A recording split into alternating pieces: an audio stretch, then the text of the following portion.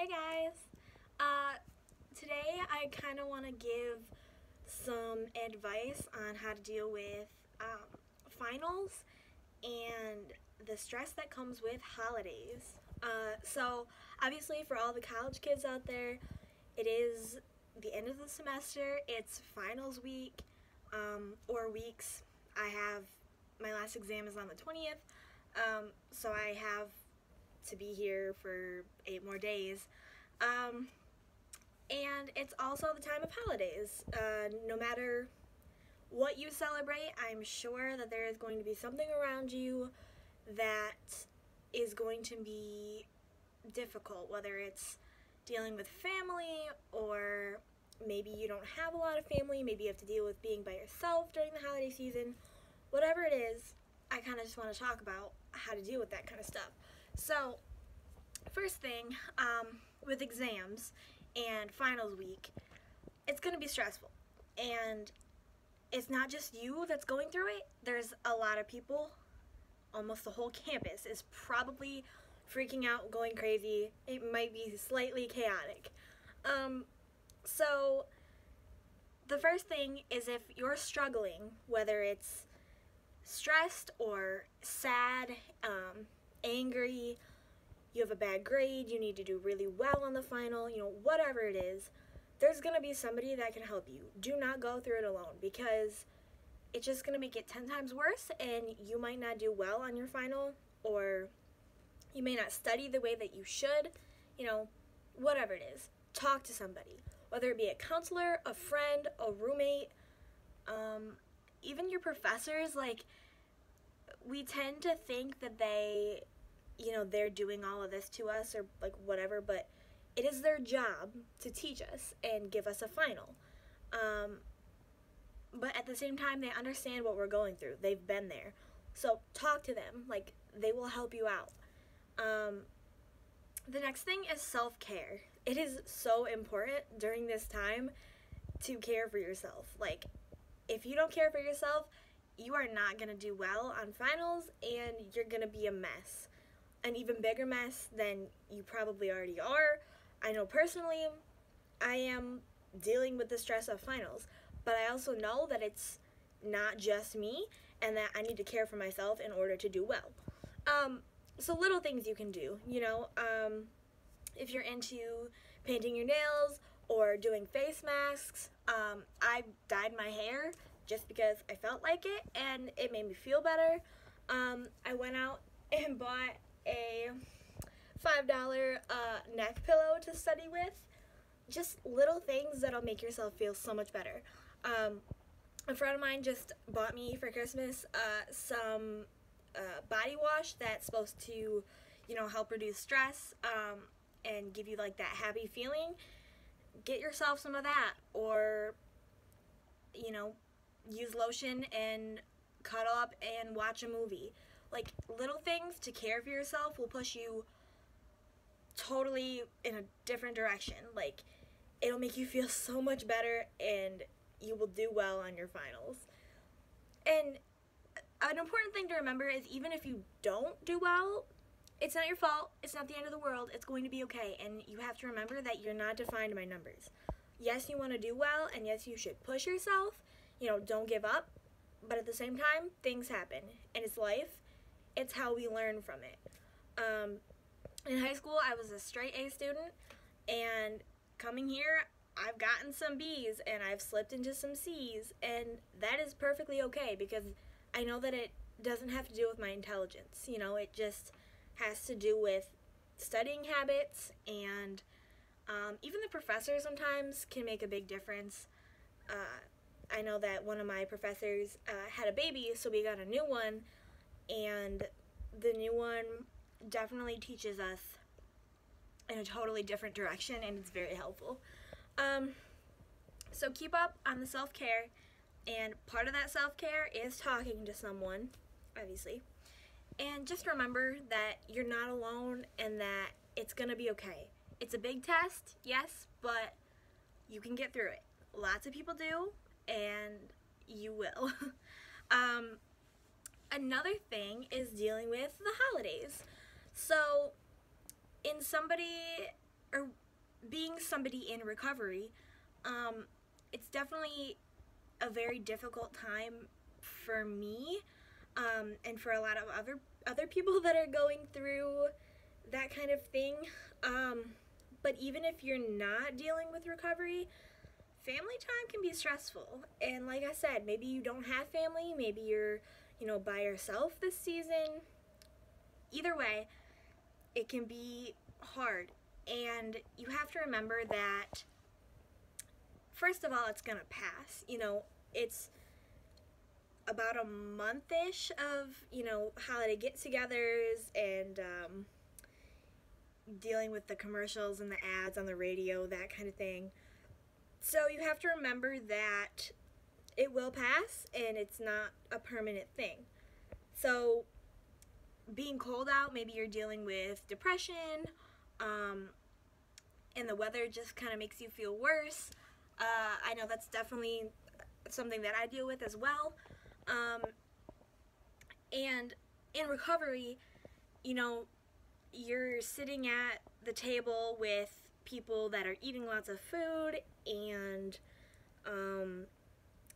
discussing, well, a big thing in my family is discussing diet culture, which I talked about in my last video, but it's going to be hard, and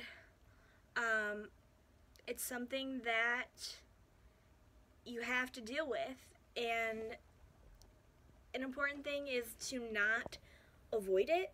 I definitely debated not going to Christmas parties because I didn't want to deal with the family talking about it and the food and the stress and anxiety about all of it.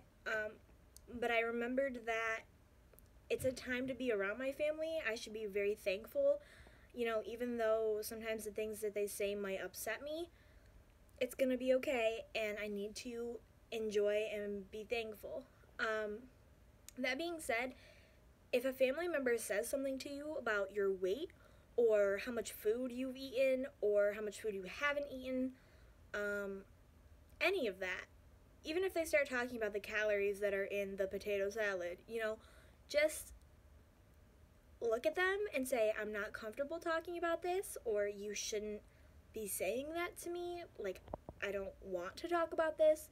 You are totally not obligated to talk about any of that. You're not obligated to sit there and take those, whether it be compliments or, if they tell you that you need to lose weight or that you shouldn't be wearing something, like, you don't have to take any of that. That criticism, like, it needs to go.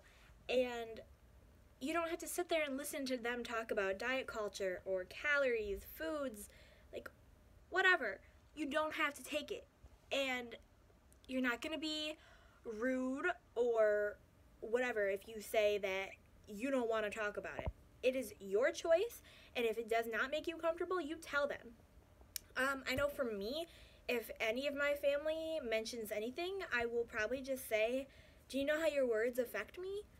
Or, hey, did you know I'm recovering from an eating disorder? Like, people can be really oblivious, and I know that my family has been, and part of that might have been my fault, but at the same time, I shouldn't have to tell somebody, hey, can we not talk about my weight?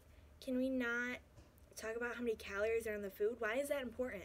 Why can't you ask me how I'm doing or how school is, And even some of those questions may stress you out, and you might get a lot of them. I know that there's been a lot of memes out there talking about what family says during the holiday season. But that's personal preference. I'm okay with them asking me about school or, whatever. But once it gets into relationships or weight, food, whatever, I'm done. And I'm just like, you know what? Let's not. And you are totally okay to say that to them. So remember that this season.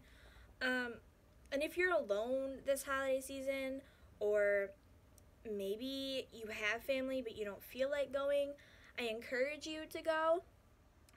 And if you're alone, try to go out, find some friends, go do little holiday things, like, you can maybe donate some things to animal shelters or, Goodwill. That might make you feel better this season. You can bake cookies and watch holiday movies with hot cocoa. Do little things to make yourself feel better. I promise, it's going to feel like you're in a rut and that you can't do anything, but you can, and if you get out there and do something, you'll feel better. Even if you have family and you're just feeling very down, like I know personally, I'm probably going through that right now. And it's easy in recovery during the holiday season to get into very bad eaty thoughts and behaviors. I am dealing with that. Like, I'm obviously still recovering. I'm still learning. And, one of those thoughts for a lot of people recovering, or if they're not in recovery but they still have an eating disorder, one of those thoughts is, wow, I need to look better this season. I need to lose weight for the holidays. I'm going to be seeing all this family and all these friends. I need to lose weight to look better for them. But if they love you, they're going to accept you no matter what. And you don't have to lose weight. Like, you're going to be totally fine the way you are, and you're going to be happier if you're you're always allowed, but your head is not going to let you. Eating cookies, getting drinks at Starbucks. Right now I'm dealing with, I only get, low-calorie drinks, and one of my challenges is probably going to be getting something higher calorie just to deal with the thoughts and the fears. And it's really important to break those thoughts.